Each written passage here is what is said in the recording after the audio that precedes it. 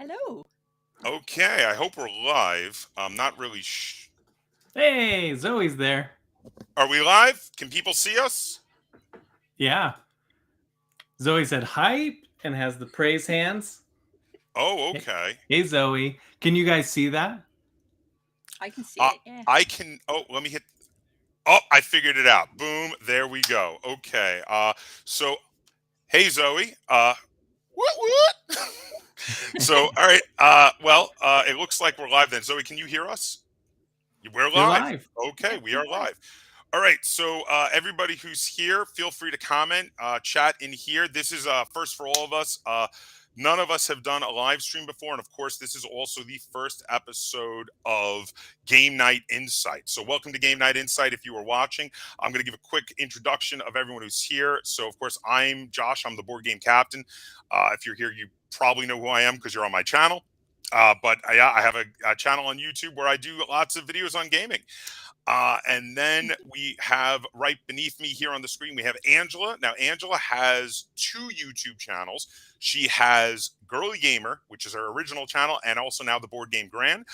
Both of them are linked in the description down below. So when you're done watching here, please head over and subscribe to Angela if you haven't already, to both Girly Gamer and Board Game Gran because they're awesome. She does tons of videos on VR, on pimping out board games, on stuff on unboxing board games. I personally love her pimping out board game videos. I love it when she paints the board game pieces. Those are so cool. Aw. And then also we have Riley over here this way, and Riley has a podcast. I don't know why I couldn't think of the word, but he has a podcast called the Board Game Community Show. It is awesome. I've listened to a bunch of episodes. He chats with people in the board game community. Really, really cool. I love watching it. So definitely check it out. There's a link in the description below to where you can check out Riley's podcast. So now, this show is going to be us talking with you, us talking with each other. The topic for this episode is why we game. We're going to discuss some, current events in gaming, some things we have to talk about. We're going to discuss some things we've been doing geek culture wise lately, and we're going to discuss why it is that we game, why we feel we got into gaming, and why we enjoy gaming, and why we set up game nights, why we keep doing it as a hobby. But we also want to hear from you guys. So if you come in and you are in the chat, feel free to comment, tell us why you game, and also if you have any ideas for the topic of next episode, feel free to chat with us. Put it in the chat and let us know. So we're going to start off with some current events. So Riley, you said you had a current event. Why don't I go to you first, and you can tell us what the current event was you were going to tell us about? Well, so this is just like news for us, right? Sure, Personal if you want news, it to be. maybe? Well, Yeah. it's it's whatever you want it to be. This is a magical land where anything Perfect. you want to happen can happen.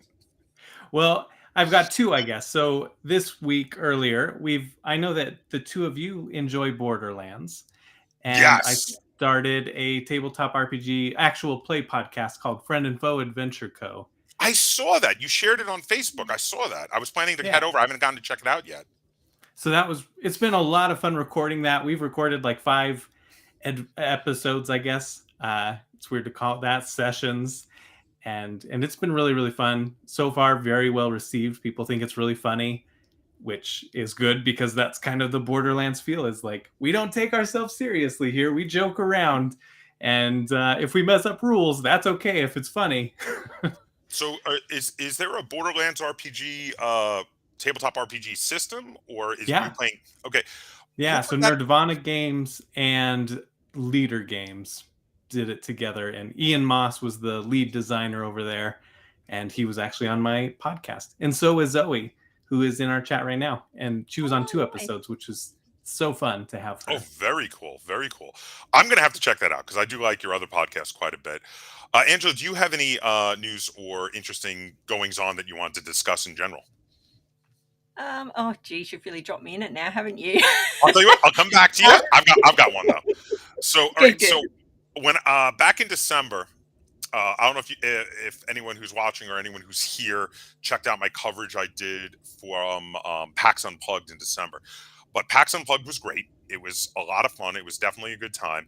And at PAX Unplugged, I got to check out a lot of new and upcoming games. And one of the things I was most interested in was a game that at the time they were calling Aldara Reborn. Now, Aldara Reborn had its name shortened to just Aldara, and it was this 4X big game with these giant plastic minis of these airships, and you were flying around and doing area control and gaining resources and fighting the other ships. And I mean, it looked really cool. So I did a little preview video with them, and I was very excited for it. And the Kickstarter had just gone live a few days ago, and they canceled it. And so I want to discuss it because it's interesting. So here's the thing: they were making this big giant game with ships that are like this big, and each faction, there were like 4 factions in the base set, came with like 20 ships. So you knew it was going to be a big price tag. You knew it was going to be expensive. The whole starter box was priced at $250, which is very high for a board game. Yeah. I do not deny. However, they were on track to fund. But because of all the negative feedback they got on the pricing, because a lot of people kept complaining about the pricing, they decided to cancel it. They're going to rework it. They're going to shrink it down to smaller size miniatures and try to bring it out at a smaller price. And I think this is kind of an interesting thing that's going on right now, because production costs are up, shipping costs are up. And it's getting harder to do these big games like this because the prices are going up and people can't afford them. I mean, there were enough people that could afford it that they would have funded, but they wanted a wider audience to be able to afford it and be able to play their game. So they decided completely on their own that they were going to cancel it and rework it and come back. Yeah, I saw that, and I saw the price point, and I thought, whoa, that is not an easy to buy game. Yeah, I've seen other games go around that high. Like just off the top of my head, Kingdom Death Monster was one where, depending on how much of the content you wanted, could be around that high. If you wanted a bunch, but that's like the optional. The base pledge might be 80 or 120, up to 120. I think that's like understandable. I want to say the base on Kingdom Death Monster might have been 100 or 150. It was still a lot. But again, that was a few years ago, and costs have gone up since then. Yeah. Because that was like, what, maybe 4 years ago? But 250 is a lot. But it's interesting to me. The first thing that's interesting is that they decide to cancel it themselves. But also, it's very interesting to me that even though it was that expensive, even though there were a lot of people complaining, they were only live for a few days, and they were like 75% of the way to funding when they canceled it. So people were still willing to pay that much, which is a lot. They were still willing to pay that much though for the game. And I mean, it was a game I'm very excited for. I hope they come back. I hope they're able to get it down to maybe $100-$150 and get the cost down so more people could. I think that's what they're probably aiming for, trying to get more people to be able to get in on it. Right. I don't know. Angela, what are your thoughts on the shipping and the production driving up the cost of games? Oh, you know that I'm in Australia, so I don't know whether to whine about it, because we always pay a lot more than you guys do for games, that's for sure. Is it that bad? Yeah. Well, is it because shipping as well is a nightmare for us. So I didn't realize. So like, can you give me an example of how much you paid for a game recently, or like just I mean, if you remember. I'm trying to think of the last game that I bought. I think the last game that I bought was Micro Macro Crime City, which is a small box game, and I think it was $49.95. I'm not sure how much it is in the US right enough, but obviously there's the exchange rate as well. But even with the exchange rate, we usually do pay more. Well, based on the size you're showing me, I was thinking like a $25 to $30 game, and then you were like $45. It probably is. Yeah.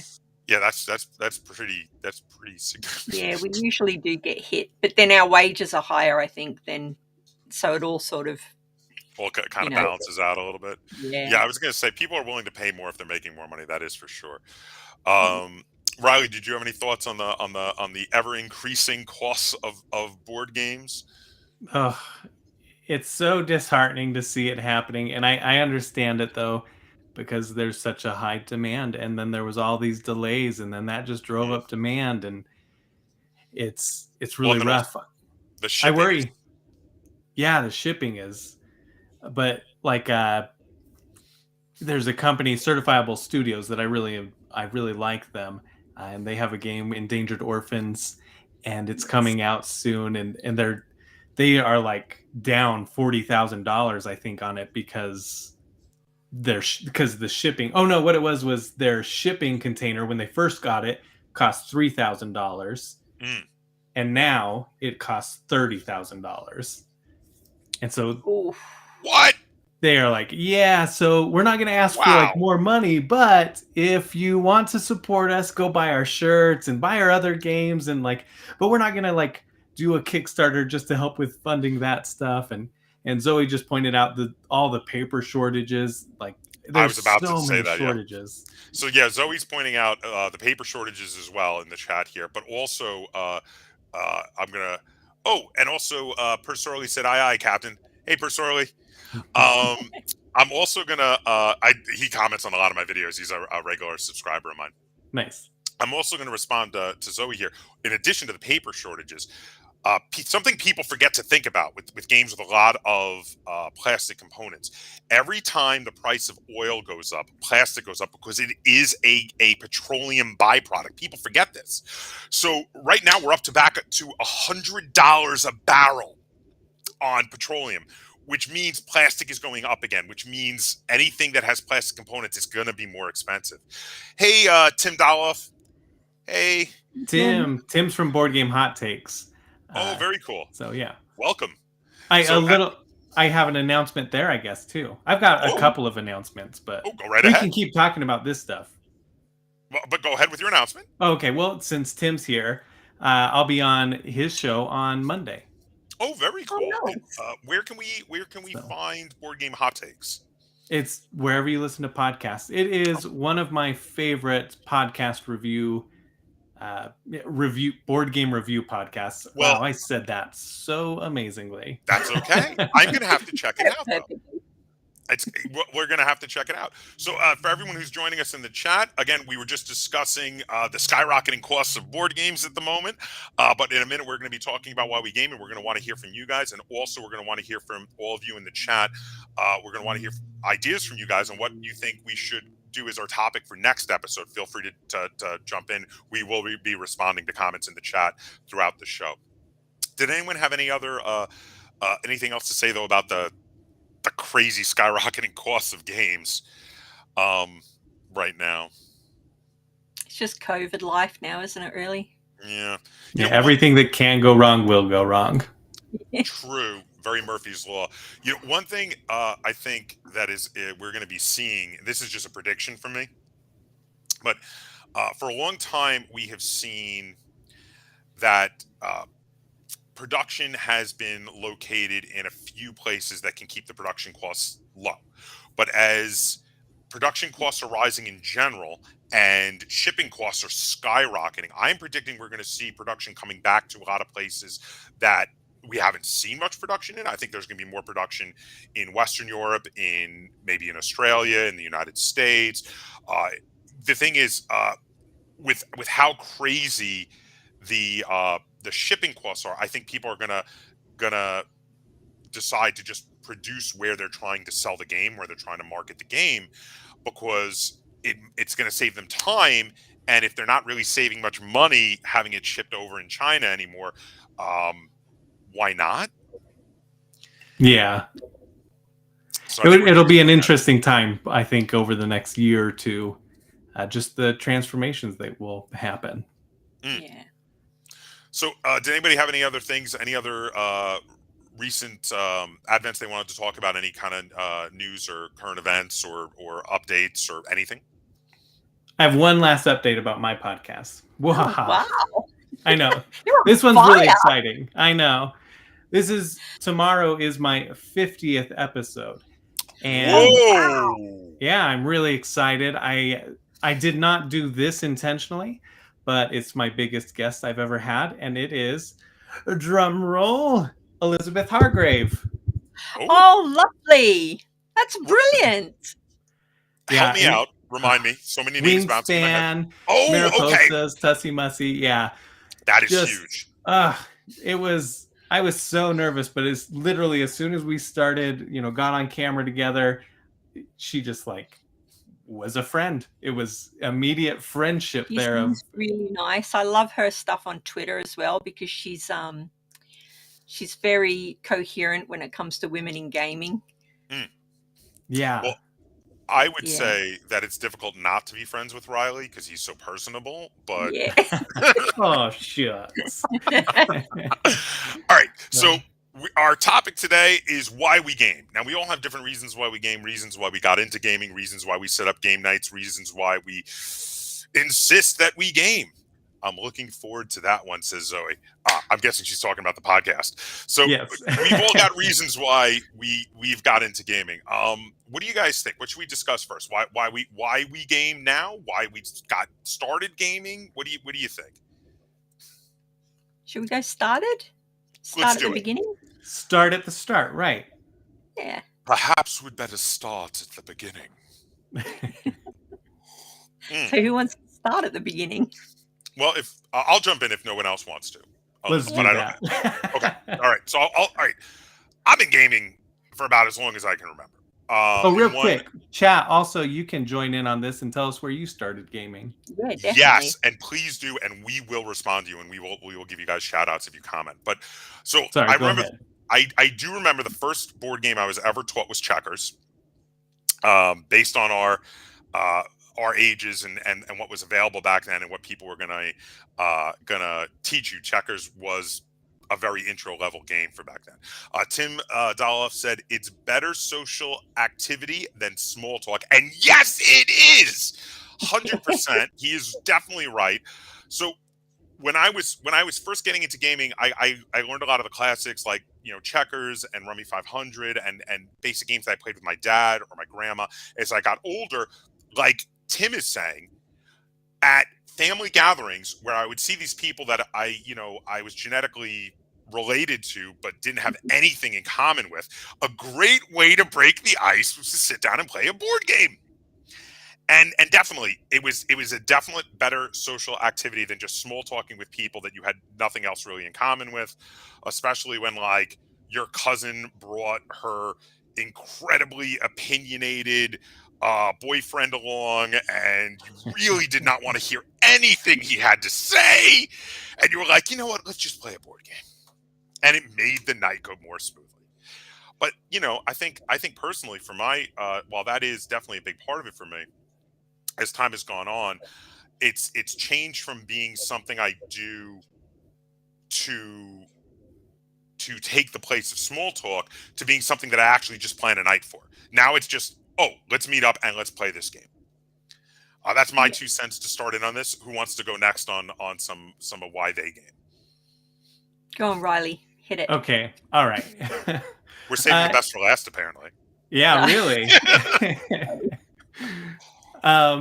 Very similar type things. I think I started, when I was young. I remember playing Stratego and being obsessed with Stratego, and I do like a little bit of game design, and some of that started around then too, of taking video games and trying to design it so that I could play it on, a piece of paper and cut out a little Link and move Link around the piece of paper and explore dungeons and open chests and figure out puzzles and stuff. And so that kind of carried on throughout my life a little bit, but mostly I did video games until back when I was a good little Christian. A church group that I was in started doing game nights, and they introduced me to Catan and to Ticket to Ride, and it was such a fun experience. Just come over, we'll eat a bunch of junk food, we'll drink sodas, and we'll play these games, these board games. And it was so much fun that I started going to local game stores and looking at their games and being like, oh, that looks kind of interesting. And eventually I got Marvel Legendary because I'm such a big Marvel fan, and that just like sucked me in, especially since I could play it solo.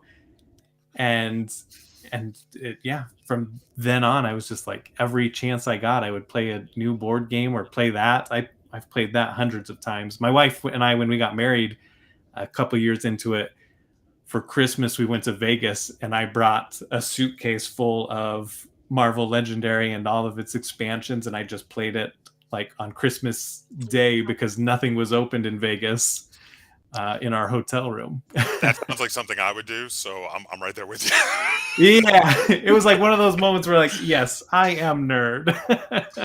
Yes. So it's just something I really enjoy, the cleverness of it, right? Like those moments where you figure something out and you do something clever, or somebody else does it and you're just like, whoa, I didn't even think about that. Zoe just said, I was making chess variants out of Play-Doh as a kid, and my parents had me playing video games since I was 3 because of a speech therapist's recommendation. Oh my goodness. Okay. I know that there's a little bit of a delay here, but is it because you had to read back then, read video games? Because that's how I really learned how to read, was playing the old video games, because we didn't have voiceover back then, right? We had to read the text, and it helped me a lot, like reading through all of Zelda and all of Final Fantasy VII was a really big one, but that was, elementary school, or a little older in elementary school there, I guess. But anyways, I'm curious if that's kind of why. we'll come back if Zoe responds. Yeah. Angela, how about you? Well, looping into that teaching situation with gaming, I started at a role-playing club, and I got to say that helped my math at school no end. Doing D&D and role-playing games, working out the tables, and yeah. There's a lot of games that are very good for math. Yeah, but I started gaming because I was always a nerd, like out of the womb, and very quiet and bullied at school and all the things that you hear nerds getting. And it was just an escape for me. I loved it, being popular in the game, or being tall in the game, or, just doing heroic things in the game. Escapism. Escapism, 100%. And I think it's still like that for me now to a degree as well. I love the adventure of what you're doing, whatever that might be. So Zoe said in the chat it was for developing confidence, which, yeah, that's really awesome reason to get into gaming, for sure. I firmly believe, I'm going to throw this out with from Zoe's chat here. I've been a firm believer in the fact that children who don't learn to game are missing an important part of development as children, because learning to game teaches you so many different things. It teaches you about fair play. It teaches you not to be a sore loser. It teaches you how not to be a gloating winner. It teaches you how to succeed in a specific rule set. So I do think it's incredibly important for kids to learn the game. Totally agree. I have a friend that's a therapist, and he uses games, like a children's therapist, and he uses games to help teach kids those types of things. I think it's really interesting. I have a car alarm going off, so I will mute and be quiet here. So I wanted to respond to a couple things that both Angela and Riley said. So Angela was talking about being like a geek from the womb. So I feel like I was that too. This is not going to be any surprise to Angela, because Angela is my sister from another mister, and we have so much in common. But my dad weaned me on Lord of the Rings. He read the books to me before I could read. And then, and I remember as a little kid, before I could read and before I could even pronounce the names properly, being read Lord of the Rings, watching the original Star Trek and the old Doctor Who with Tom Baker, which I was the same, absolutely the same. And also, so your dad's a nerd as well. He definitely was. He got me very interested in fantasy and science fiction as a kid. My dad was obsessed with fantasy and science fiction books, TV, movies, all of it. He was a huge reader. He would do mostly classic games. He didn't really get into the more modern stuff, but he was very into the fantasy and sci-fi stuff. I remember his attitude when he first saw Dungeons and Dragons was, "Oh, they ripped off Lord of the Rings." that was his response. So, so also when Riley was talking about like the joy of strategizing and the joy of finding all the combinations and such. I got into that a little bit later. First with, I remember my brother and I got into some of the late Milton Bradley era Game Master line stuff, specifically Battle Masters and Samurai Swords and stuff like that. And we got crazy into those. And then later, we got crazy into Magic the Gathering and the coming up with combinations and the strategizing. It became its own reward. Oh, absolutely. Sure. I'm going to jump back to the whole being bullied thing for being a nerd and stuff. We've all been there. Yeah, the car alarm was going off, so I was like being quiet, trying to not do that.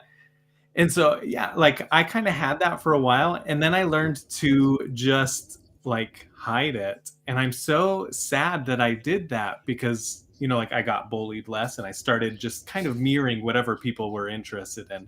I was never a big sports person, but I pretended to be. I would, you know, watch basketball games and get basketball books and read them and play that with people. But like really at my heart, I would go home, play nerd stuff. You know, I would play board games. I would play video games. Thanks for joining us. Have a good night. Thanks, Tim, for coming.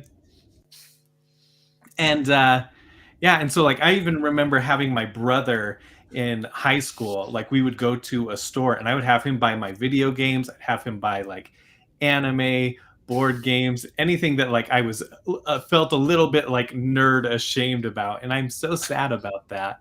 But it was just like I didn't want to be bullied again. And I'm so glad that culture changed. I never felt ashamed about it. I was in elementary school, I was a little scrapper. I would get picked on, but then I would usually beat the crap out of the person who picked on me. I once knocked someone off their feet with my backpack, which was full of books and quite heavy, swinging like a Morningstar mace. So that was in second grade. So just, you know, see, they wouldn't have thought of that because they weren't into fantasy. Yeah. But I was never ashamed of it. And with the video games, man, video games were so much more social back then. Now it's all online. Back then, you'd sit next to the person.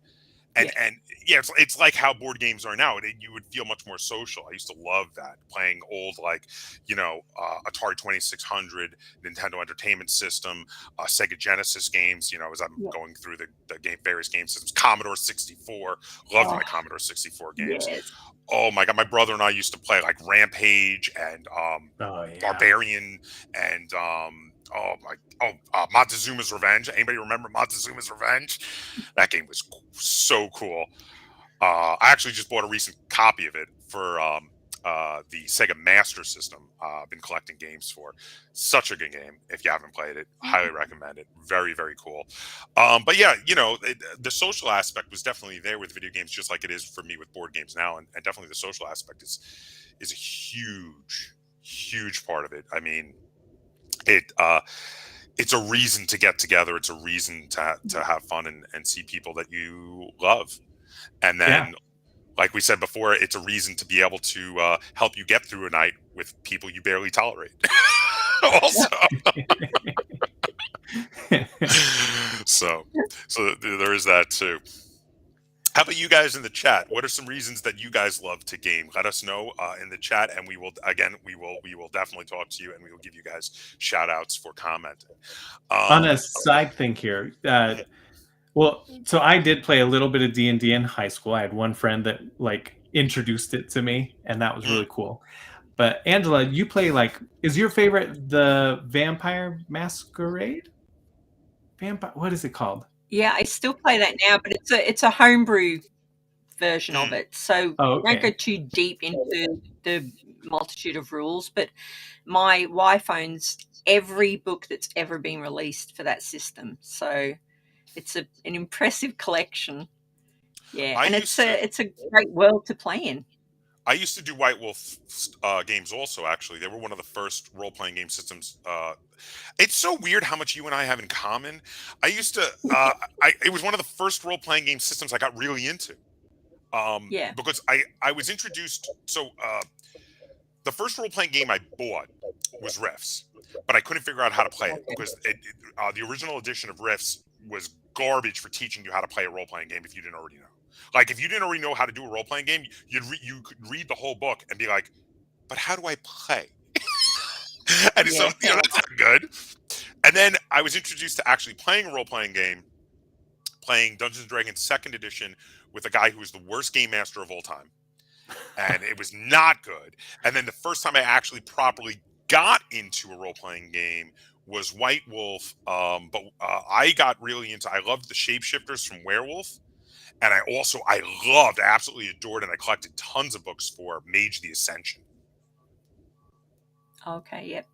I loved how they could visit all the other realms, the Shard realms and the Shadow realms, and they had steampunk ether ships to go out into space to visit the other various spirit realms. And I really got a kick of that because the vampires and the werewolves could go into the Near Umbra, so they could do a little bit of exploring another world. But the Near Umbra was just sort of like going into the Upside Down in Stranger Things, if you guys aren't familiar.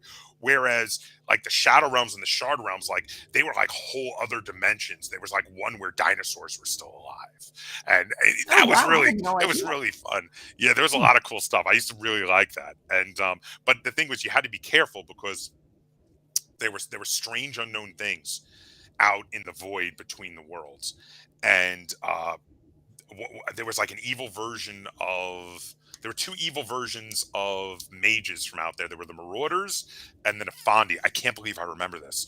But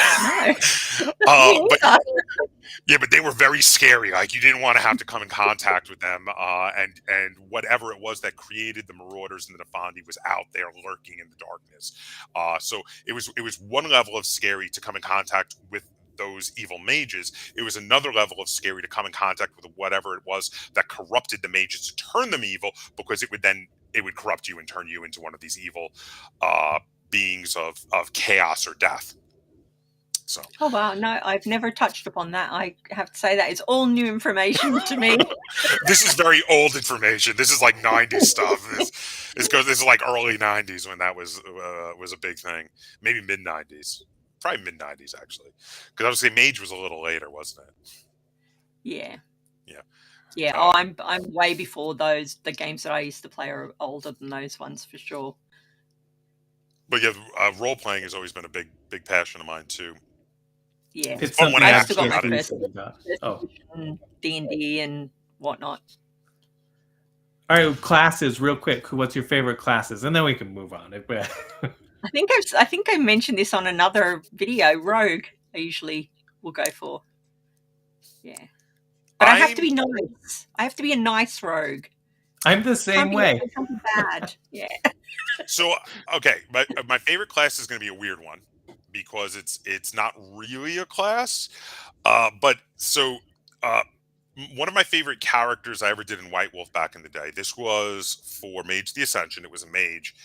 And they used transportation magic. And the thing is, it was fun because using transportation magic to kill people is incredibly amusing to me. I did things like a bad guy was running at me. I opened a door beneath him and he fell into the heart of a star. I did one where I opened a portal to the bottom of the Marianas Trench and water came pouring out of it so fast it tore the enemies apart. I did a spell one time where I changed a door that a bad guy was going to be going through to no longer lead to the other side of the door, but lead into the heart of a volcano. These were all like fun things I had done. And then I kind of sort of recreated that character with the game Nobilis. Nobilis 2nd edition, where you get to be a god. I made a character that was the god of doorways and had very similar powers because I kind of wanted to bring that back because it had been so long since I played that character. And similarly, I got to do a lot of really fun stuff with the power over doorways and creating doorways to different places, because I always thought that was a really, really fun power to have. Side note, I thought of all this on my own originally when I made the mage character, and then later read the book Neverwhere by Neil Gaiman, where there's a character named Door who kind of has that power, which was a fun coincidence. Fun I was cards. just thinking of Portal the whole time that you were saying that. No, that does make sense. Portal, yeah, that the ability to portal guns is very similar because, except that with this, of course, you don't have to see where you're putting the portal to, because you Yeah. you can open it to anywhere. But yeah, so what about what are some games that were very very uh, important to your gaming life, to your gaming development, games that got you to either get more into gaming, to open your horizons, to introduce you to new aspects of the hobby? Like, what are some things that were huge for you? Who wants to go first on that? Do you want to Why go, don't we Riley? reverse this and have Angela go first? Yeah, let's do Okay. that. So I Well, can as I take a said, drink. role playing, obviously, but I feel like when we talk about how long we've been a board gamer for, I feel like people always reach back because there's some kind of embarrassment attached to the fact that you've maybe only come into it a little bit later. So I would say, yeah, I played Monopoly, I played Scrabble, I played backgammon and things like that. But honestly, to get into modern board gaming, Lords of Waterdeep and Pandemic were the two that like pulled me back in. Before that, it was all actually I did play Cosmic Encounter quite a lot back in the 80s, but yeah, for modern gaming, Pandemic and Lords of Waterdeep would be my go-tos. And I don't even own Lords of Waterdeep either. I really should. I have a Yeah. copy of it. Very good I game. know. Every time I see it, I'm like, I should own that based purely on the heart pull that it has for me. But yeah, I haven't bought it yet. You have to get yourself a copy now. You gotta make some space for it and definitely get one for sure. Yeah, I'm trying to cull, Josh. Stop luring me. No, you don't want to cull. Yeah, You want don't to add. You should buy another Kallax. Obviously, Dude, that's the problem. Here's the thing, Angela. I am looking over your shoulder, and there's a spare piece of wall behind you that is not covered. Kallax. There is no room. There is no room back there. This is me hitting the wall. Nonsense. You have room for more games. Everyone else. I always joke before we moved into this house a year ago, my wife would always be like, you need to get rid of games. You need to get rid of games. And then we bought a house and I was like, well, more room for games. Like, I can't get rid of games now. I got to add. I haven't done a count on my collection recently, but it's well over 300. Oh, sure. Nice. Oh, mine too. Yeah. So, what was it about Waterdeep, Lords of Waterdeep, and Pandemic though? Why those? Honestly, I think with Waterdeep, it was the group that I played with, which was my family, and we usually have fun. We're like a fun family. It's like a TV family. We don't really argue. We all love hanging out together. We're weird. Like, to all our friends, we're weird. But that particular game of Waterdeep, it was just such a blast. We all had such a laugh. And I think it just, it stuck with me now, like that experience. So I suppose less about the board game, more about the people that we were playing with. But yeah, definitely. Fair enough. Yeah, I was going to say, but that got you into the modern hobby of collecting board games. And Pandemic, which is my favorite game of all time. I think it's a perfect game. And my mate Dave and your mate Dave, he will argue this point because he does not like it. I'm actually with Dave on this one. I'm not a big fan of Pandemic. Well, I think it is the most perfect game ever made. I will say it. You have a lot of the versions too. I know. I've seen. I have every version of. Which is your favorite? The original. Okay. Oh wow. I need to ask this because I've never seen anybody talk about it, but the Cthulhu one. Yeah. Us board gamers love Cthulhu for whatever reason. I love Cthulhu. Good. Yeah. How is that one? Do you like that one? Yeah. I like it, but it's not better than the original for me. And I'm a huge Call of Cthulhu fan. I've got my first edition, second edition role-playing games. Oh, cool. But yeah. Okay. So how about you, Riley? What are some very formative and influential games in your gaming history? Yeah. I think Marvel Legendary was the first one. I talked about that, and it was mainly because it was deck building, which I thought was really cool concept. I could play it with my brothers, and it was cooperative. And I was like, what, board games can be cooperative? Like, because we grew up playing cooperative video games, like, Right. and even before we had cooperative video games, we would just take turns playing and passing the controller. Right. And then, co-op games came out, and we started playing all these video games together. It was so great. And so that just carried through with Marvel Legendary, and then also being able to play by myself, because a lot of times, like, I could just set it up. I was an insomniac back then, and I could stay up late and play all night and play multiple games in a row and change the characters, and just all that variability to the game really just surprised me so much. Games that can vary a lot from game to game. It so increases the replayability. Right? Yeah, and just how different, like, it's so crazy, just changing your mastermind. Even, like, the bad guy you're fighting against can change the whole feel of the game. You could play exactly the same thing, but just change that one thing. But in this one, you can change like 7 different things or whatever. I don't know. It's been like a year or so since I've played it, but I still love it, and I would play that one still. But Marvel Champions kind of replaced that. But another one, and this is somewhat more recently, was Wingspan. And I think it's because before I was playing a lot of games that really interested me, like Marvel games or games that had more combat or sci-fi. And then people kept telling me how amazing Wingspan was. And I was like, it can't be that great. It's like bird watching or something, like... And I told Elizabeth this in the interview tomorrow, so a little spoiler there. But like, I finally got it because I figured my wife would actually play that with me, and she did, and we both just loved it. That whole, like, engine building and being able to learn about it, and so that really opened me up to, like, it's not even necessarily that type of game, but just like different types of themes, right? Like, the theme doesn't have to be something that's super exciting to me to be an amazing game. It can be about the mechanics. Yeah, exactly. Totally. So that was a really, really big and important one for me. Yeah, I think we just got another comment here. For some reason, Breath of Fire 2 was really inspiring to me as a kid. I don't know why, but I really wanted to turn all the mini games into real life games. That's cool. From Zoe Allred again. That's a video game, right? Breath of Fire 2 I believe that is a tactical role-playing game. It's one of those ones where you move around on the squares with the different pieces with the different characters. Am I right? Yeah. I know the name, but I don't know what it is. Am I right or am I wrong on that? Zoe, please comment. Let me know.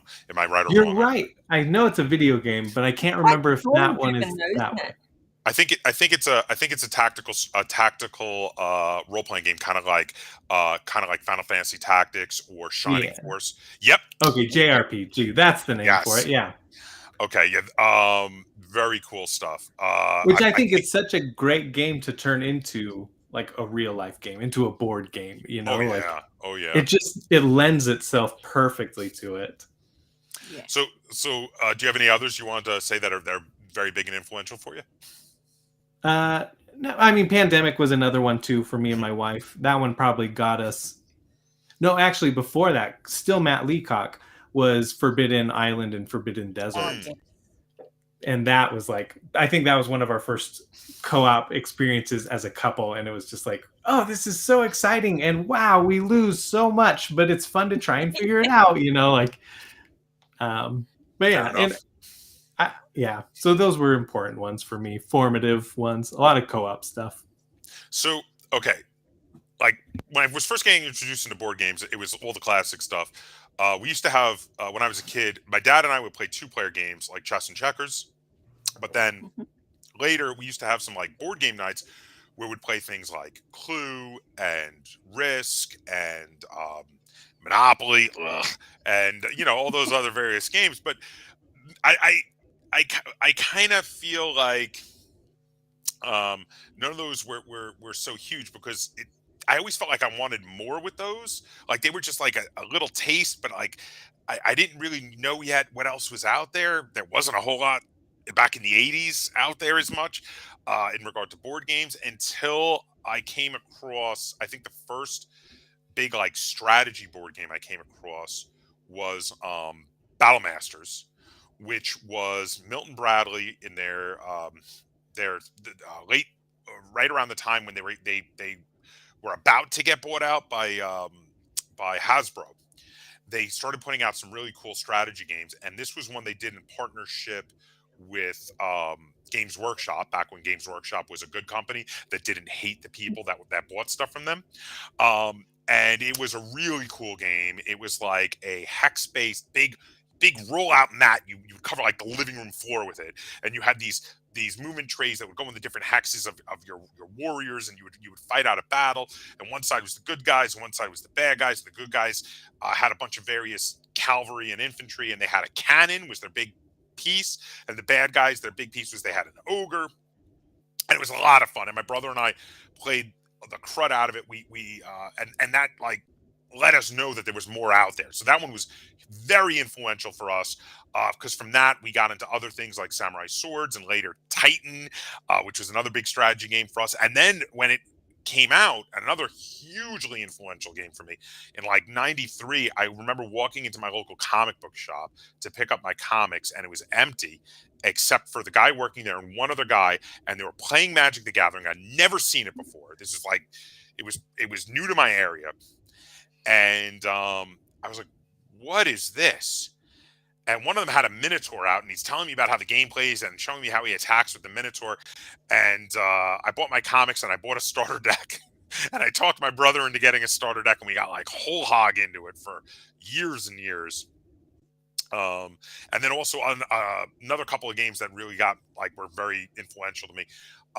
I think games like Warhammer, back when I didn't hate it, and BattleTech got me into games where I would obsess for hours outside of actual gameplay about the theory and the mechanics and which unit was better than which unit and all of that, which and also of course the hobby side of things, painting miniatures and such, which I did a lot of.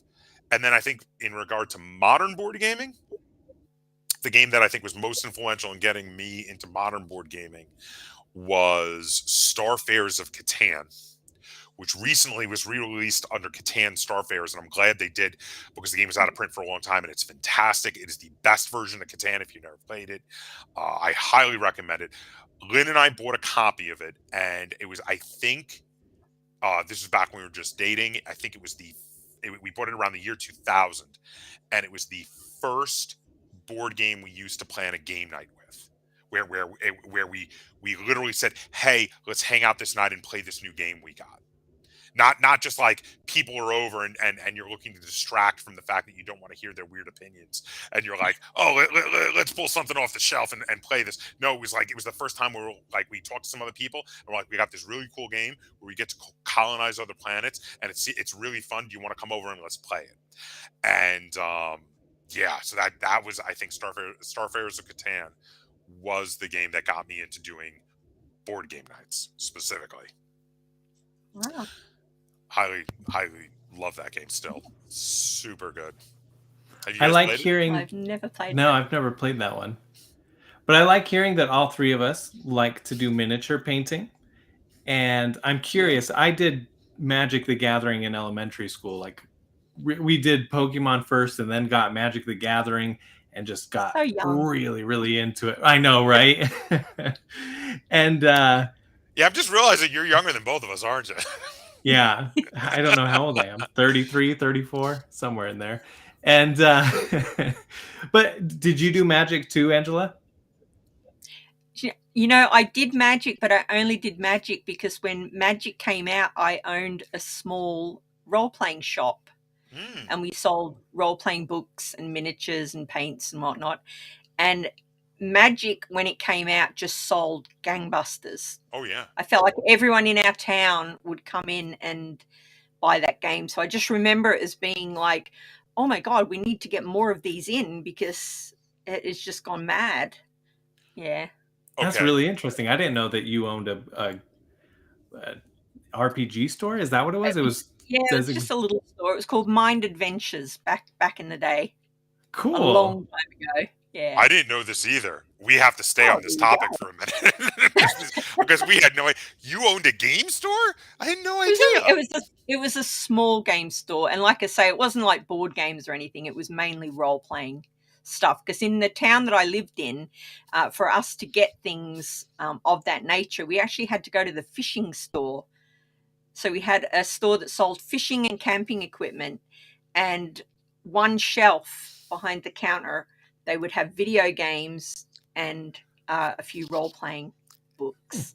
This has to be an Australian thing. Yeah.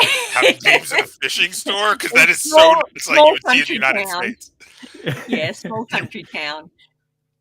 You would never see that here. So that's like games here back then were either in comic shops or bookstores. It was very rare to have actual game stores. Probably the same, in fairness, but because it was a small country town, and the guy who worked there, Peter Blake, who I started role-playing with back when we were on a BBS together, the old bulletin board system. Yeah, and he worked in Chandler's. He was a skier. That was his thing. And so he got some of the books in.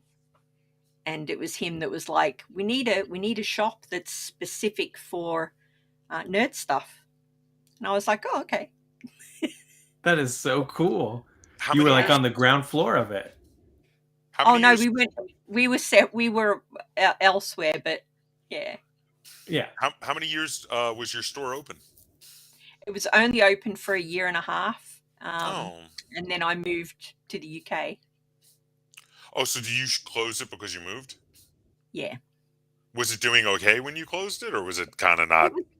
I'm probably overselling it. When I say store, it wasn't like a huge game store. It was a tiny little space.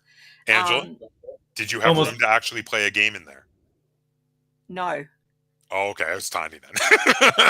Is it almost like a mall kiosk? No, it was, you would walk in, it was small, but packed with good stuff. That's awesome. That's really cool, though. That is really cool. That is really cool. I had no idea that you used to own a game store. That is really cool. Wow. There you go. So it was like a tiny little just look in and buy, but no actual game space. So no, definitely cool. not. Was it like freestanding? Was it in like a strip mall? Was it in? Now this is going to make it sound ridiculous, but remember that the role playing stuff before this was in a fishing store. So, yes. The barbers. Oh. Oh my God! In a barber shop? Yeah. Oh, that's awesome! I can picture now people playing a role-playing game while getting their hair cut. I know that didn't happen, but like that's what's in my head. Old school barber, yeah, and he'd split the barber shop into the barber's area and then a store at the front. So we had the window at the front, but people would have to go through the barber's store or through the front door to get into the door of Mind Adventures. Oh, so, yeah. Wow. And it was an old school barber. We're talking old men going in there. It wasn't like a young, funky, modern hairdressers or anything. That is so. You were like subleasing a little space in the barbershop to sell your games. Yes. That's hilarious. That is so funny. Oh, like almost taking the spot where the shoe shine would have been. Yeah. A little bit bigger than that, but yeah. Okay. That is so cool. Was there crossover customer base? Were there people who would get their hair cut and also go look at the games? No. Okay. I was just curious. No. That's funny. You think people that get their hair cut play games? Oh, come on. Well, she did say mostly old people, but which back then the older people would have been like, "What's this newfangled role playing game thing?" Yeah. Yeah, I think they would like look in and then be like, Yeah. What is that there? Why are all these young nerds hanging around in there? What are they doing? So outside of gaming, what has everybody been up to, like geek culture wise? Any good new movies, TV shows? What have we been watching, reading, anything? Go on, Riley. Oh yeah, What are you okay, I'll watching? kick this one off. Yesterday, because I've been remodeling my house for the last 4 weeks now, and that's why I have a beard. I think last time we talked, and most of the time people see me, I'm clean shaven, but I told myself that I was gonna grow out my beard until I finished this renovation, and that was supposed to like motivate me. But now it's actually looking okay, and I'm like, It it's not looks a bad good. beard. Yeah. I always have a beard of some kind, so. Yeah, so I'm kind of like, well, maybe I'll just never finish this renovation. But no, I finally started The Expanse, its final season, and I've only seen the first episode of the new season, and wow, is it good. I like just want to watch it all the time. But I have been watching like American Gods, which is a Neil Gaiman one. I read the book. Yeah, I haven't read the book, and I probably will when I finish the series because they got canceled before they finished it. I'm pretty sure. I It's watched really good too. I watched the first series, and I was a little disappointed that they were kind of stretching it out more than they should have been. Oh, But really? the book is fantastic, though. The book is phenomenal, and I highly recommend the book American Gods. It's super good. So yeah, Nice. yeah, definitely. I love Brian Fuller. Like Hannibal, Pushing Daisies, Star Trek Discovery, the first season or two, whatever he's involved in, like those to me, so beautifully done, so well done. And I think American Gods is the same way. I know that he leaves for season 3, so it'll be interesting to see season 3 when I get there and how different it is without him. But yeah, I'm just a Brian Fuller fan, I guess. And Neil Gaiman. Neil Gaiman does so many cool things. Oh, I love Neil Gaiman. I'm a huge Neil Gaiman fan. I read everything he writes, and I actually have. There was a limited release back in the day. I have a CD called "Warning Contains Language," and it is a 2-disc CD set, and it is Neil Gaiman reading some of his short stories and poems, and it's Oh amazing. yeah, It's so good. It's one I of think my they put favorite that out things I on bought on a Audible. whim. Oh, do they? Maybe I'm trying to remember. My friend was telling me that he listened to that the other month. So I actually have it on disc. I bought it from a local comic book shop when it came out. I never saw it for sale again, and it was one of my favorite things I ever bought on a whim. It's like it's amazing. It's one of those things that like periodically back in the day I would just put on like when we were like cleaning the house or whatever, and I just listened to the stories and poems in it. Which it's all stories and poems from the book Angels and Visitations. So there's some really good ones in there. Like there's Troll Bridges in there, which is one of my favorites of his short stories. So good, so good. Definitely love Neil Gaiman stuff. But were you done with your recent watchings? yeah, I haven't been able to do a lot of nerd stuff because I'm just renovating. I'm painting and doing all this stuff. So like I play Cartographers in Bed, which being is a board game. podcast boss, let's be honest. Yeah, and being a podcast. You boss. are a I have been hard busy. man. I try to be so lazy. I don't know how I got myself in this situation. So I let's see, what have I've been watching lately? I saw we finished watching the first season of the Book of Boba Fett. Bit of a mixed bag. Some parts of it were really good. Others, it had the worst chase scene in cinema history. Oh my god! You that saw was it? so bad. Like I would rather watch an hour of Jar Jar Binks than that. Like, yeah, it was the worst chase scene in cinematic history. But there were overall, I would say it was good, but it wasn't as good as The Mandalorian. It definitely wasn't. Another one. Let's see. Lynn bought me a box set of all of the Studio Ghibli films, and we've been slowly working our way through it.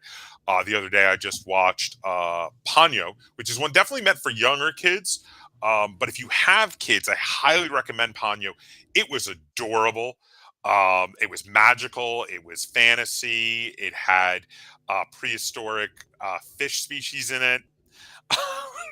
It was weird, but it was really good. It was really fun. I'm trying to think what else I've been seeing, or if there's anything else I've seen lately.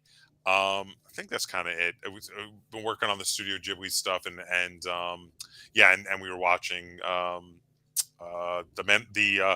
The Book of Boba Fett. How about you, Angela? What have you been watching lately? Lately, as in the last week, I've been watching a show called From. I can't remember the channel it's on. It's an American It's on thing. Have you Epix. know about it? Yeah, it's from some Epix, of the that's same it. people as Lost. I want to watch it, but I don't have Epix. Oh well, yeah, it's got is his name Hal Perrineau? I think. Yeah. It's got the guy from Lost in it. Oh. And yeah, I'm really enjoying that. It's dead weird, but it's really good. Yeah. Is it just one episode so far, right? I think I've watched 3 episodes, 3 or 4 What? episodes. Oh my gosh. Yeah. I want to give a couple shout outs real quick. And Mhm. a couple really weird, because you just said dead weird and it reminded me. Some movies that people who are into cinema bizarre fantasy, horror, sci-fi kind of stuff might like, and you guys might like these, so feel free. These are ones I saw. They're not very recent. I saw them a little while ago, but they're really cool, and I highly recommend them. The first one is, there's a movie out there I saw recently. It's called Dave Made a Maze. And this movie is a work of fantasy, surrealism, brilliance. It is absolutely amazing. The movie starts off with this woman comes home from a business trip, and she comes in, and there's this cardboard structure in her living room, and she's talking to her boyfriend Dave inside it, who's like, "Yeah, I made a labyrinth while you were gone." And she's like, "Well, come on out now, you know." And he says, "I can't. I'm lost." And she's like, "What?" She goes, "I'm going to come in." And he goes, "No, don't come in. I don't want you to get lost either." And then like all their friends come over, and they're all trying to figure out what to do. And eventually they finally decide to go in. And when they go in, it's bigger on the inside than it is on the outside. And it's so bizarre. This movie is so weird. Look up a trailer on YouTube if you want to check it out. Dave Made a Maze. This movie is absolutely brilliant. I saw it first a couple months ago. Absolutely love this movie. I've seen it a few times since then. Really love it. Another one that's absolutely brilliant and is a sort of like horror comedy nostalgia fest is Psycho Gorman, which is coming out with the big hits. Did you? No, these are obscure. I know they're obscure, but okay, this one is so weird. It has a lot of 80s horror B movie like kind of references, and basically the theme of it is these two little kids, this brother and sister, dig up a ancient alien entity who is imprisoned in their backyard. And before opening the coffin and releasing him, the little like 9-year-old girl takes this amulet off the coffin, and he comes out and he wants to kill them, but when he sees she has the amulet, he can't, and she realizes she can use it to control him. So it's about this ancient, supremely powerful, evil alien being who's controlled by a 9-year-old. Okay. And it's hilarious. It's absolutely hilarious. It's ridiculous. It's over the top, gory and bloody and silly and funny and just insane. Both of those movies, high recommends for me. Two of the better movies I've seen in recent years. Dave Made a Maze and Psycho Gorman. Nice. Yeah, definitely haven't heard of them. Yeah. Definitely recommend. Real quick, I want to go back to From though, because I'm such a big Lost fan. So what are your initial thoughts 3 episodes in? I'm really liking it. It's not for the faint of heart, I would say, but I love those kind of shows where they go into a town and they can't get out. Like there was another show that I loved a few years ago, but it got cancelled, and it was the same premise.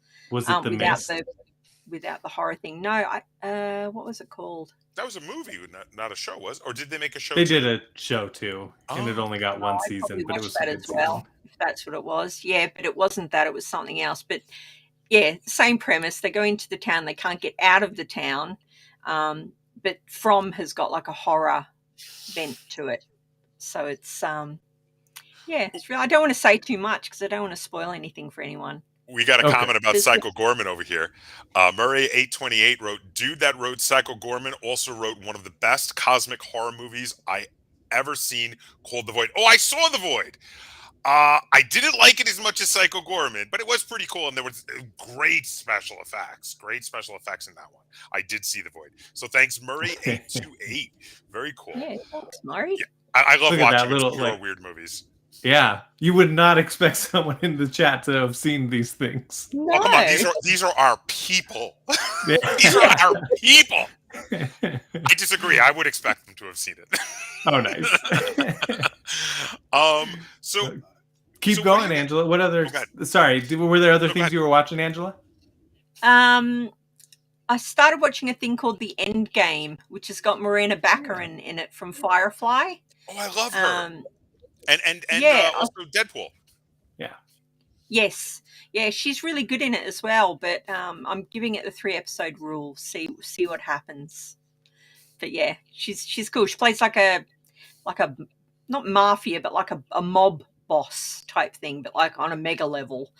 And it's her like against the women from the FBI or the CIA or whatever. She has, as an actor, she has like one of the most amazingly expressive faces.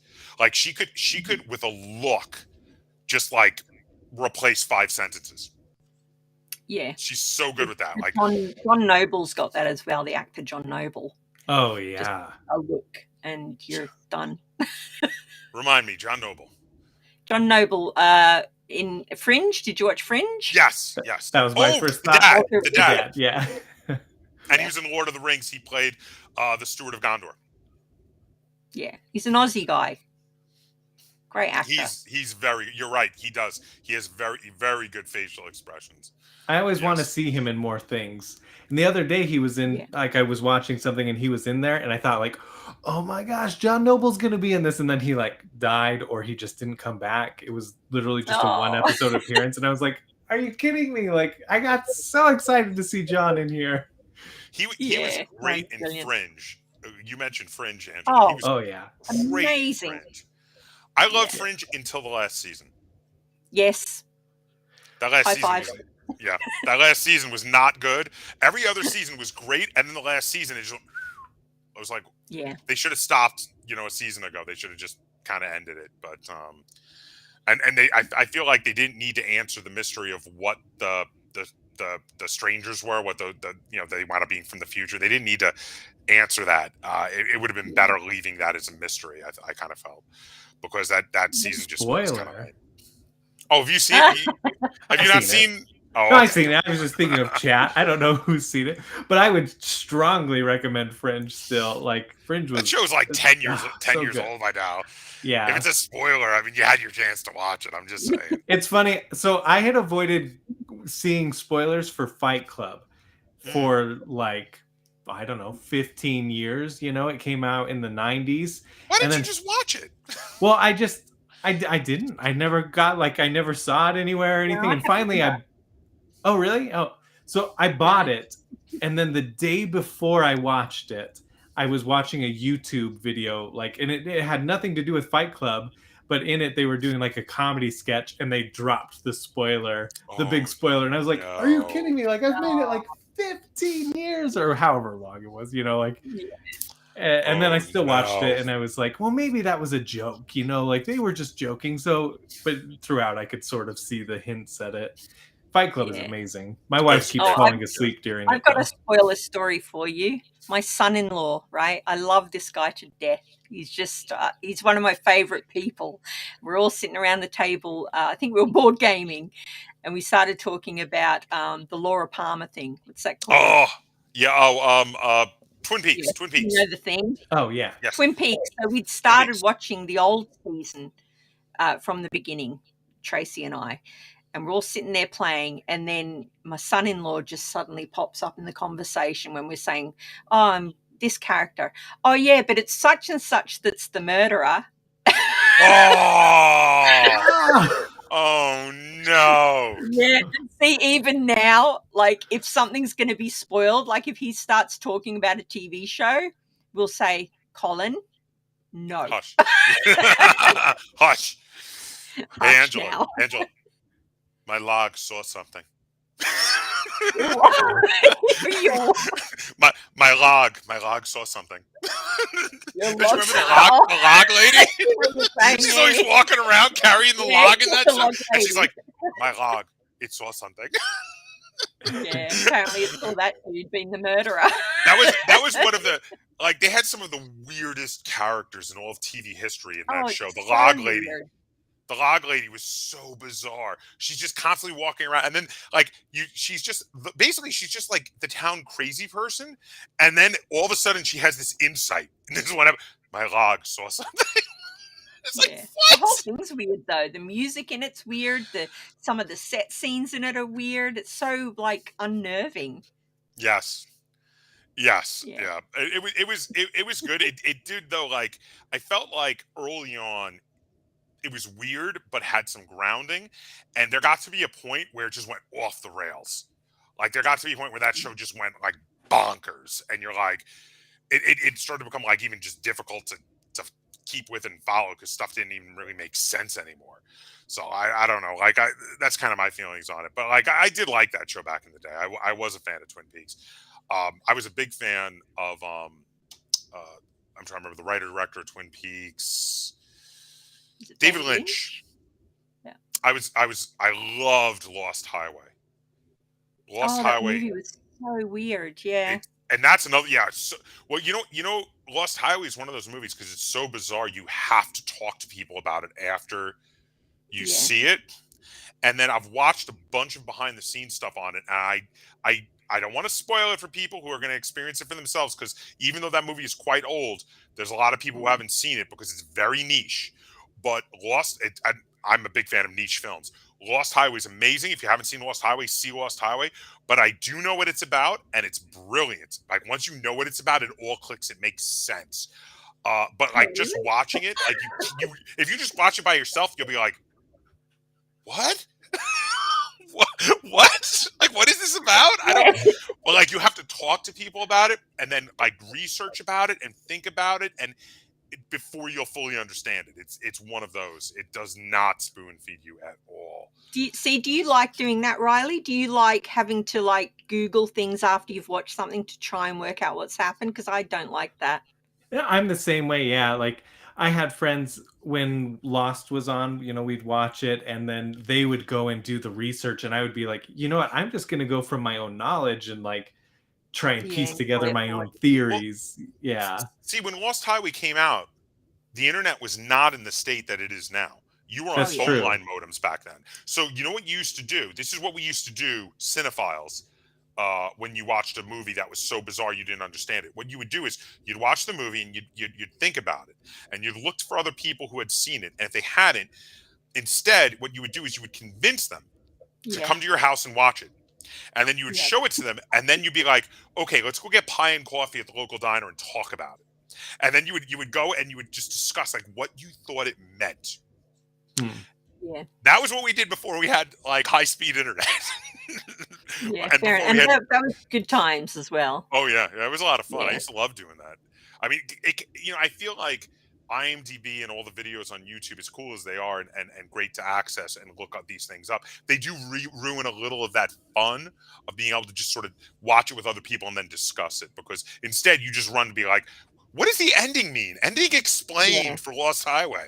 I hate that clickbait every time where they're like, the ending of Book of Boba Fett explained. And I'm like, you just watch it and you know the ending. Like, we don't need this explained. Like, they'll do the dumbest things. Like, the end of The Wedding Singer explained. And it's like, come on, this is not deep. You didn't need to explain it. It's good. There's some things that need explaining, but like Enemy. Not everything. Have you guys seen the movie Enemy? Because afterwards, like, I had to know, I'm like, why did his wife turn into a spider? Oh, you haven't seen this? Oh my God. Enemy with Jake Gyllenhaal. So bizarre. This movie it's another weird niche movie, but Jake Gyllenhaal is in it. He's very good in it. He plays two characters. It's another one where you have to like look up things and talk to people and discuss. Okay. Have you seen Under the Skin, the Scarlett Johansson? Yes. That's your recommendation. On your recommendation. Okay. It was super good. That was another one that I had to discuss with people and then also look things up to fully figure out, because they do not spoon feed you. There are hints there. Like once you know what it is, if you go back and look, you're like, oh, oh, I see behind the clouds there. Oh, I'm not ruining it, but there's you can go back and look and watch it a second time, and you're like, okay, I get it now. Really well done, really cool flick. I like that a lot. Scarlett Johansson was very good in it. Oh, she was so, and brave as well, because a lot of the scenes in the van, sorry, Riley, you've not seen it, but she's in this van driving around, I think it's Glasgow, and it's all improvised. So she's pulling up and chatting to guys, random guys, and they don't know it's her, obviously, but she was brave. Like, she let some of them into the van with her, and the guys were in the back to make sure she was okay, but it wasn't scripted. Zoe That's just really said, well, interesting. Zoe said, well, now I kind of want to see the Spider-Wife. Enemy with Jake Gyllenhaal. I'm Same, sorry. Joey. I'm like, what is going on? I apologize. I kind of ruined one of the end scenes for you, but it's still worth watching, and it's still really weird. But yeah, it's a bizarre movie. It is a very bizarre movie. Okay, so you want to talk more about board games? Sure, go ahead. We talk about. I was going to say we talk about whatever. Yeah. When we were thinking of this show, we were like, we're going to talk about video games, board games, movies, whatever we're interested in, because that's just, this Game Night Insight is all about the kind of conversations we would have around the game table. On a game night, yeah. Exactly. Oh, I guess you brought up video games. Have you guys been playing any video games? Yes. Go ahead. Me? Yeah. I've been playing a thing called Ollie Ollie World, which is on the Switch, and it's a wee cartoon skateboarding thing.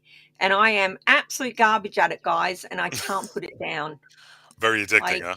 So, yeah. So it's a sign of a good game, right? Like a board game that you lose constantly and you still want to play it. So I'm enjoying that one. It's a bit sort of lets your brain go away for a while you're playing it. It's just mind-numbing.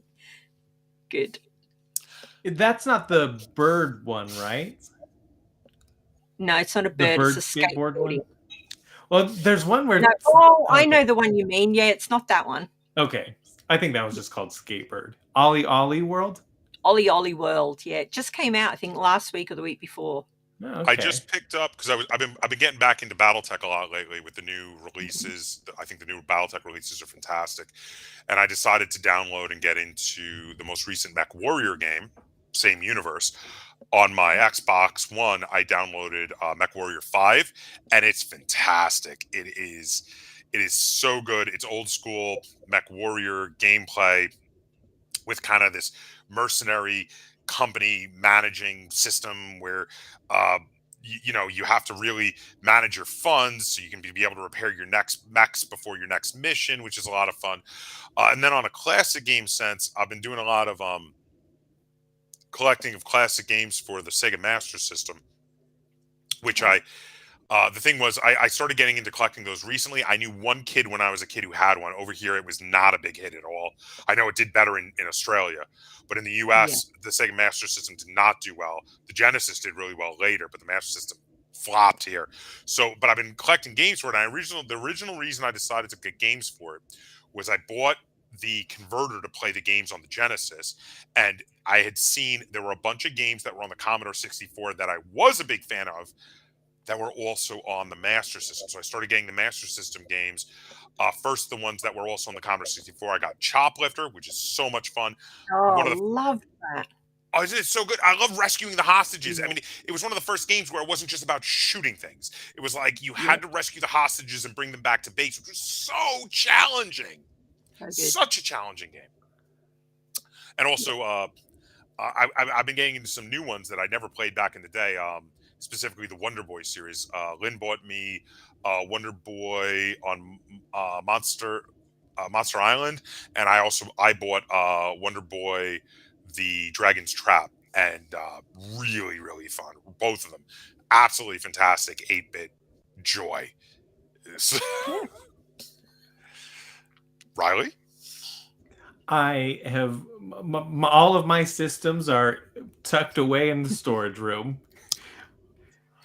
We had to cut cement, and it just I had my stuff set up, and the cement was just everywhere. Casing my entire house, and so I had to unplug it and try and hide it away the best I could. It's still pretty dusty, so I need to give it a really good cleaning, or all of them a really good cleaning before I play anything. So I was excited to hear what you guys are playing. Ah, fair enough. Fair enough.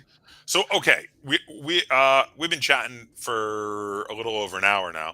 Actually, like an hour and 20 minutes. Yeah. What are we gonna do? Is so we talked about why we game, and we talked about the social aspect. We then let that organically branch out, and we talked with the people watching about video games and board games and movies and all sorts of cool stuff. I've had an absolute blast with this discussion. What are we going to talk about next time, though? What are we going to discuss? This is the one thing we haven't talked about, is what is going to be our topic for next episode? Any ideas? What do you guys think? We could talk about board games we've played recently, I guess. Well, I mean, that's going to be... Or we could do the opposite and talk about something from years ago. Oh, I like that. Because I was going to say, we're going to talk about board games we played recently anyway. That's going to be automatic no matter what the main topic is. But what about board game nostalgia? Talking about old school games that we probably like more than they deserve. Because we have that nostalgia for them. Anyone who's still in the chat, what do you guys think of that idea? Do you think that's pretty cool? Throw out any idea. And that kind of brought me to so many times we play a game and we're like, oh, this replaced this. Yeah. And so I'm kind of curious, maybe we could do something with that, of like games that replaced other games. Oh, yeah. Also a good topic. Oh, now you guys are making it difficult for me. I don't want to be the tiebreaker. Okay, so we've got games we like more than we should, and games that replace other games. Someone from the chat be a tiebreaker for me. Come on, help me out. Someone from the chat, tell me which one of these is a better topic. I don't know if we need to decide today either. Oh, but I wanted to give it as like right. It's like a last thought. A resolution. What's an itch a board game hasn't scratched yet, says Zoe. What's an itch a board game hasn't scratched yet? Yeah. Oh, I like that. Yeah, I like it too. I've already thought of something. Okay, well, we're not going to discuss it. Yeah. No. Like, I'm trying to think of wow, I can't even think of something right off the top of my head. So I'm going to have to like do some research here. So, okay, so an itch that no board game has scratched yet, because I think that's a way to turn it into like a title for the next episode. I think Zoe just picked our title. An itch. Nice one, Zoe. An itch a board game has yet to scratch. I love it. Zoe has picked our topic for our next episode. That's awesome, because I really wanted to get that done before the end. But before we go, do we have anything else we want to discuss? Anything else we want to talk about? Oh, we didn't talk about what we've been playing presently, have we? Oh, go ahead. Games we've been playing presently. Start us off. Okay, I'll start it then. Start us off. I mean, I haven't gotten to play a lot. Before the renovation, I was playing Clank Legacy, and we got like 2 or 3 games in, and I love that game, and I cannot wait to have room to actually play it again. Other things that we've been playing are just games we can play in bed, because we've been living in our bedroom in our master bath, like with 2 cats, and so we can't really set up a big board game or anything like that. So we've been playing roll and writes like Welcome to, Cartographers. Both are amazing. I think I like Cartographers a little more than Welcome to. Yeah. I love Welcome to. I haven't tried Cartographers, but it is. I think so it is good. so good. Yeah, I think we're gonna get the Heroes expansion, or I guess it's a standalone expansion. I don't really know how that works, but it looks good. Do you have that, Heroes? I've got the original game and I've got the promo, but I would like that fancy version that was on Kickstarter, but I missed that. I just realized how to show comments up on the screen, so I just wanted to show Zoe's comment that picked our next topic, because I'll know to do that more for everybody next time. I promise. We're learning. We're learning. Angela had worked on so many cool things for this stream, and then we couldn't get it to work. We'll get it working. We will have it improved. We're going to have better graphics, for next time because Angela made a lot of really cool graphics. We just weren't able to get them incorporated this time, but we're going to have them for next time. And I'm excited for that, actually. Which, thank you so much, Angela. Yes, thank you, Angela. Sorry. So Angela, what have you been playing board game-wise?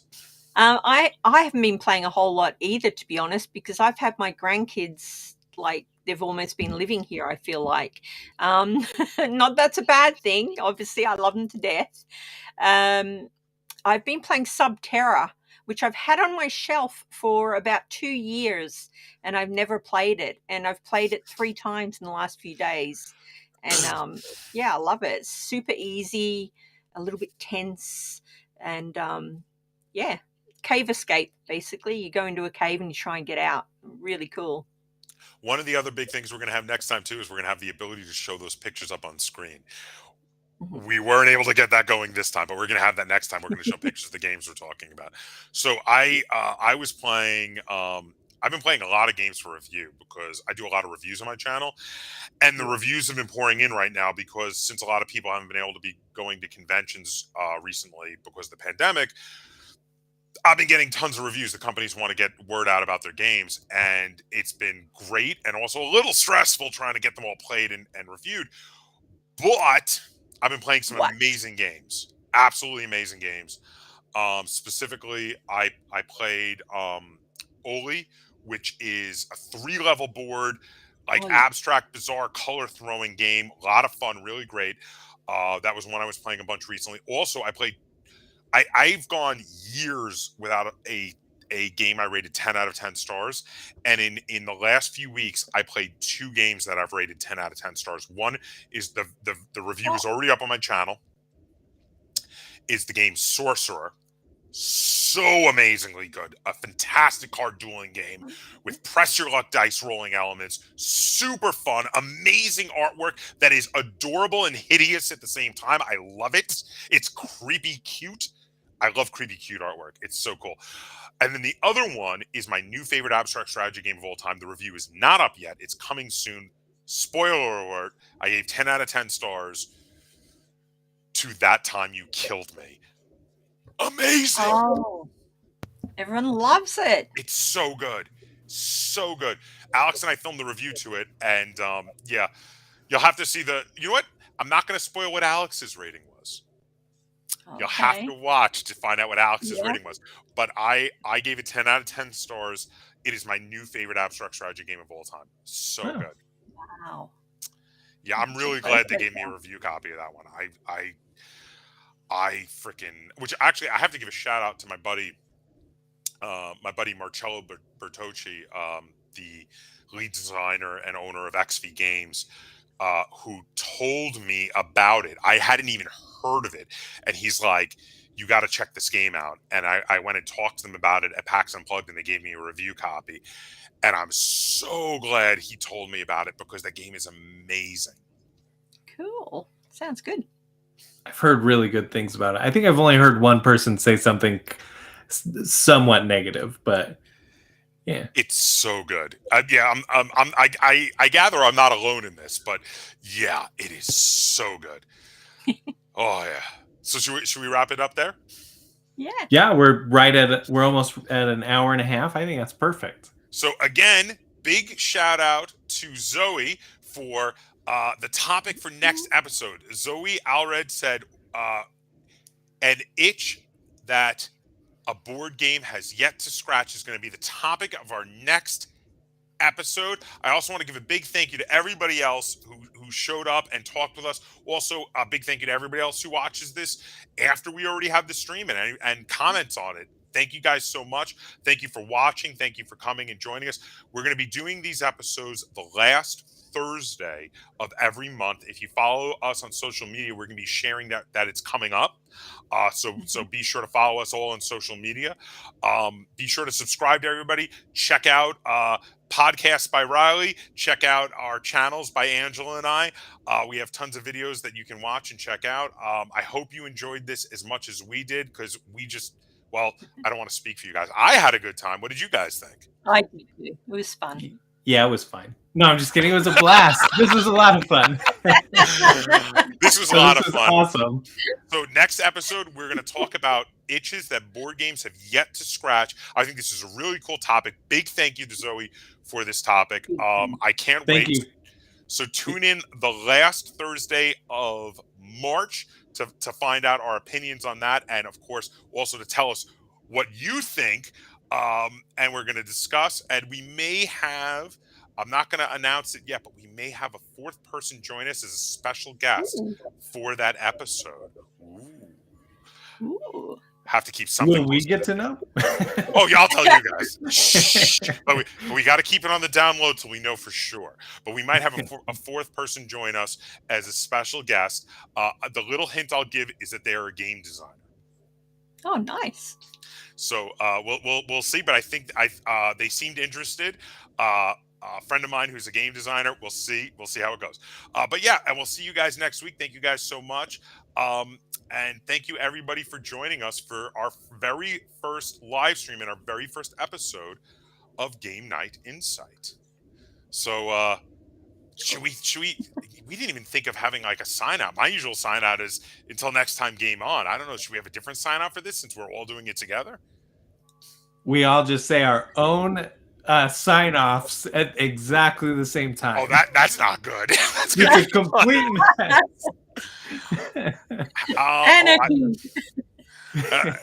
Well, okay. So how about I got it. I just thought of it. We'll see you next game night. How's that? Yeah, I mean that. Perfect. Yeah. All right. 1, 2, 3. We'll see you next game night. Oh, Angela, you didn't jump in with us. One more time. 1. She might have a delay. Oh, I did. Was it lagging? I think there was a little bit of a delay.